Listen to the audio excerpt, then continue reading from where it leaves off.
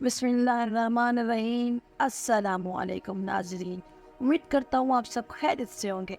حضرت علی رضی اللہ تعالیٰ عنہ کے گھر میں سب نے روزہ رکھا۔ حضرت فاطمہ رضی اللہ تعالیٰ عنہ کے دو چھوٹے بچے، انہوں نے بھی روزہ رکھا۔ مغرب کا وقت ہونے والا ہے اور سب کے سب مصلی بچھائے رو رو کر دعا مانگتے ہیں۔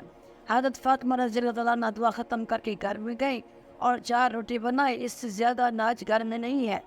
پہلی روٹی اپنے شوہر علی رضی اللہ تعالیٰ عنہ کے سامنے رکھ دی، دوسری روٹی اپنے بڑے بیٹے حسن رضی اللہ تعالیٰ عنہ کے سامنے، تیسری روٹی اپنے چھوٹے بیٹے حسین کے سامنے اور چوتھی روٹی اپنے سامنے رکھنی۔ مسجد نبوی میں اذان ہونے لگی، سب نے روٹی سے روزہ کھولا، مگر دوستو وہ فاطمہ تھی جس نے آدھی روٹی کھائی اور آدھی روٹی دوپٹے سے باندھنے لگی۔ یہ معاملہ حضرت علی نے دیکھا اور کہا کہ اے فاطمہ، تجھے بھوک نہیں لگی؟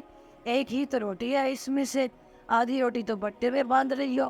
فاطمہ نے کہا اے نہیں ہو سکتا ہے، میرے باپا جان محمد صلی اللہ علیہ وسلم کو افطاری میں کچھ نہ ملا ہو، وہ بیٹی کیسے کھائے گی جس کے باپ نے کچھ نہیں کھایا ہو؟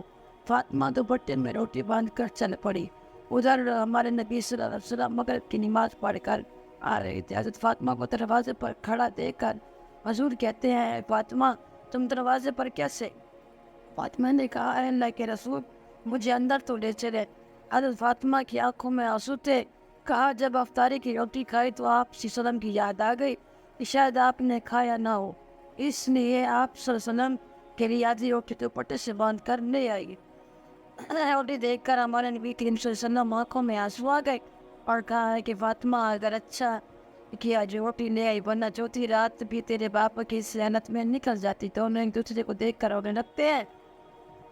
اللہ کے رسول صلی اللہ علیہ وسلم نے روٹی مانگی۔ فاطمہ نے کہا بابا جان آج اپنے ہاتھوں سے روٹی کھلاؤں گی۔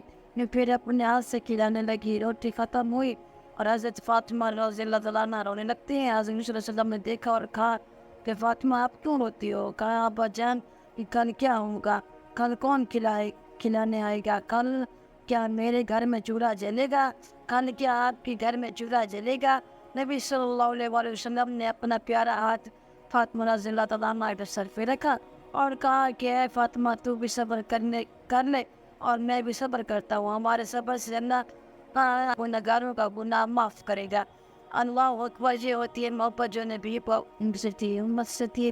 یہ گناہگار امتی ہم ہیں جن کے وہ نبی بھوکے رہے، نبی کی بیٹی بھوکی رہی اور ہم لوگ کیا کر رہے ہیں؟ ان کے لیے کل قیامت کے دن میں اور آپ سب لوگ کیا جواب دیں گے؟